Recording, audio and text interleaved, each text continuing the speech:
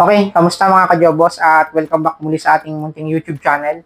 So for today's video, nakita nyo na siguro sa thumbnail ng video na to kung ano yung ating gagawin. At yun na nga, ang vlog na to ay about sa hindi pantay na muscle, lalong-lalo na sa dibdib natin. So paano nga ba yung technique na ating gagawin gamit yung power twister yan. So i-share ko sa inyo yung technique gamit ang power twister para mapantay natin yung muscle sa ating dibdib. Alright mga ka-Jobos, bago ako magsimula ay ipapakita ko muna sa inyo yung nangyari sa aking binti. Yan. So dati itong maliit, ngayon ay naihabol ko na dahil sa ganitong program. So dati kasi ay na-disgrasya ako. So natusok yung kaliwang binti ko ng bakal, tapos tumagos sa kabila. So bago tayo magsimula ay papakita ko muna sa inyo yung naging sugat ko dati. So yun mga ka-Jobos, bali ito yung kaliwang binti ko. Yan. Kung makikita nyo ay medyo pantay na yung muscle ng kaliwa sa kanan. Yan. Ito naman pagka nakatalikod. Yan. So may makikita pa rin kayong pagkakaiba sa form, sa hugis ng muscle ko sa aking kaliwang binti kaysa sa kanan. Yan. So, ito. Yan. Yan. Ito dati yung naging disgrasya ko. Aksidente. Yan. So, alam nyo ba yung bisikleta? Yung pedal? Di ba ang pedal natin ay may plastic na tapakan. So, wala na yon. Yung bakal na lang ang natira. So, mabilis yung aking paandar ng bike. And then, na-semplang ako. Dito siya tumusok. And then, dito siya tumagos. Yan. Ito yung pinagtagusan niya. Okay mga ka-Jobos, so yan yung nangyari sa binti ko dati. So, na-disgrasya ako at yung laman niya ay lumiit. And then, ngayon ay naihabol ko siya dahil sa ganitong workout na ginagawa ko. So, bibigyan ko kayo ng example ng workout sa binti. And then, panghuli ay yung workout sa power twister. Kung halimbawa man sa dibdib ay may hindi kayo pantay na muscle, yung kaliwa ba o yung sa kanan. At yun na mga ka-Jobos, no? So medyo binaba ko yung camera natin para makita nyo yung workout sa binti. So napakasimple lang ng ganitong workout. So syempre dadaanin natin sa tiyaga kasi and pasensya. Kung wala tayong tiyaga, syempre hindi natin makukuha yung resulta na gusto natin. So, simple lang yung workout. Pwede kayong magdala ng dumbbell sa kaliwa at kanan. And then, pwede nyo rin gamitin yung inyong body weight. So, napakasimple lang yan mga ka-Jobos. So, example, gagawa tayo ng, halimbawa, ang ating repetition is 20 and then 3 set. So, syempre, gagawa tayo ng 20 repetition. Yan. So, halimbawa, naka 20 repetition tayo. Superset, minsan yung ginagawa ko. Kaya halimbawa naka-20 na tayo. So, naka-normal tayo. Pantay yung dalawang paa natin.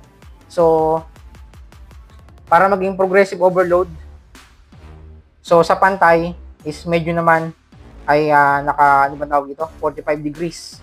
So, gagawa ulit tayo ng 20 repetition. Yan. So, halimbawa naka-20 repetition na tayo. So, naka-close naman. Magkasalubong yung dalawang dulo ng ating mga daliri ng paa. So, 20 repetition din. Yan. So, example, para hindi na humaba yung video natin, naka-20 reps na tayo. So, tapos na yung set natin. After pagkatapos ng set natin ay, yun, gagawa naman tayo ng sariling set para sa maliit nating binti. So, ang gagawin natin ay single naman. Yan. Single raise naman. So, gagawa tayo ng repetition dito. Kung gaano karami yung repetition kanina sa dalawang binti, ay ganoon din karami sa hindi pantay na binti. So, 20 repetition. Yan. So, for example, natapos na tayo sa 20 repetition. So, naman, 45 degrees. Yan. 20 reps naman din. Yan. So, example lang to para hindi humaba yung video. After ng 20 reps, yon, nakasalubong naman. Yan. So, kapag natapos na tayo sa 20 repetition, so magpapahinga tayo. Siyempre, kailangan may pahinga every set. So, ang ginagawa kong pahinga ay 20 seconds. So, after ng ating workout, ay gagawa ulit tayo ng pangalawang set. Ganun din, hanggang sa matapos natin yung 3 to 4 set natin. So, ganyan yung ginagawa kong workout para mapantay yung muscle sa binte.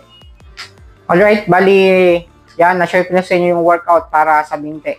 Sa power twister naman ay same lang ng kagaya ng ginawa ko sa binti natin.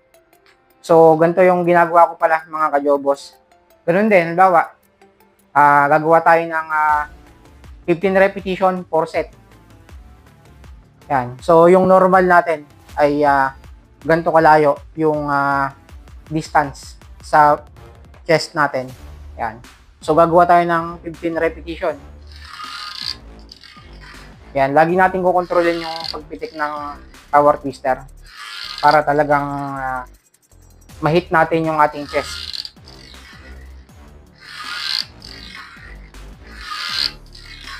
Yan. Hindi ko lang nabilang kung nakakailan na tayo. Okay, so halimbawa ay natapos na yung ating 15 repetition. And then halimbawa rin, yung kanan na chest natin ang hindi pantay. So, ganito yung technique, mga kajobos. Yan, yung position niya ay nakaganito. Kung anong layo sa dibdib ng ating regular na press kanina is ganun din. So, nakatuwid naman na ganito yung ating position. And then, yung kanan ang ating ibabaluktot. Yan. So, parang nagtatagpo pa rin sa baba yung handle ng power twister. So, kagaya nung kanina, 15 repetition pa rin ang ating gagawin sa kanan. Yan. Hanggang sa matapos yung ating 4 set, magbibigay tayo ng special set sa ating kanan. Okay, after nito ay sa U-down naman. Ipapakita ko naman sa inyo kung paano yung ginagawa kong set sa U-down. So, ngayon ay U-up to. Yan, U. U-up. So, mamaya ay U-down naman. Okay, mga kajobos, bali naipakita ko na sa inyo yung set natin sa U-up. Yan. So, ngayon naman ay sa U-down naman ang ipapakita ko sa inyo. So, syempre, ganun pa rin. Yan. Sa U-down naman, yung position ng kamay natin ay nasa ilalim. Kung kanina ay nasa ibabaw, ngayon sa ilalim naman. Yan, para makagawa tayo ng U-down. Yan, U-down. So, sa distance, ay ganun pa rin yung distance natin. Yan, ganun pa rin kalayo. And then, syempre, sabi ko nga kanina, ay tatapos muna tayo ng isang 15 repetition. Yan, gaya na ito. Ganun pa rin, pigil yung pagpitik para ma-absorb ng muscle natin yung puwersa ng power twister. Yan, hindi ko na tatapusin yung set o repetition para hindi humaba yung vlog natin. So, yan. After nun, nakapag 15 repetition na tayo. So, special set naman para sa kanan. So, sa special set para sa kanan, ganun pa rin. Yan. Medyo nakatagilid lang tayo para hindi persado yung kaliwa natin. So, 15 repetition. Ganito yung position. And then yung distance, ganun pa rin. Yan. So, kanan tayo, 15 repetition. Yan. Kung nakikita nyo, ay nagtatagpo pa rin sa dulo yung dalawang handle. Yan. So, kumbaga, yung kaliwa natin ay nakaalalay lang. Yan. Ganyan yung aking ginagawa pag U-down.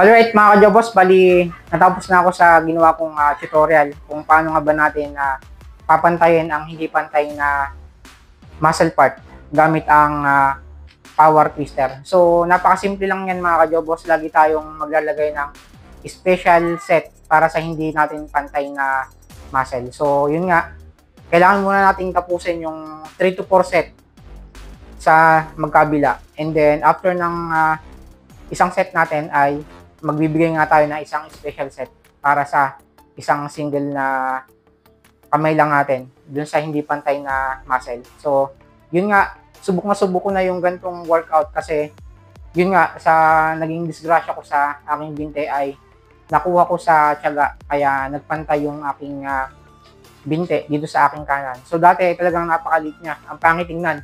Lalo na kung nagsusuot ako ng fitted na jogger pants ay halata mo na maliit yung kaliwang binte. So, nadaan ko sa tiyaga sa pag-workout. Siyempre, yung protein intake ko rin ay hindi ko pinapabayaan para mapunit man yung ating muscle sa hindi natin pantay na binte ay masusuplayan ng tamang protein. Kaya nahabol ko yung hindi niya pagkapantay na na muscle. At yun nga mga kajobos, natapos na ako sa ating simpleng tutorial para sa araw na to. And then sana ay nakatulong sa inyo yung ginawa kong simpleng video. So kita-kits tayo muli sa next upload mga kajobos. At ganoon na rin sa mga napadaan lang dito ay huwag niyo pong kalimutang suportahan yung aking channel by clicking the subscribe button. At i-click niyo na rin po yung notification bell para kayo yung unang ma-update kapag may mga bago akong post na video gaya nito. At kung nagustuhan niyo po yung video na to ay huwag niyo pong kalimutang mag-iwan ng isang like. So, see you on my next vlog mga kajobos. Lagi kayong mag-iingat. Peace out.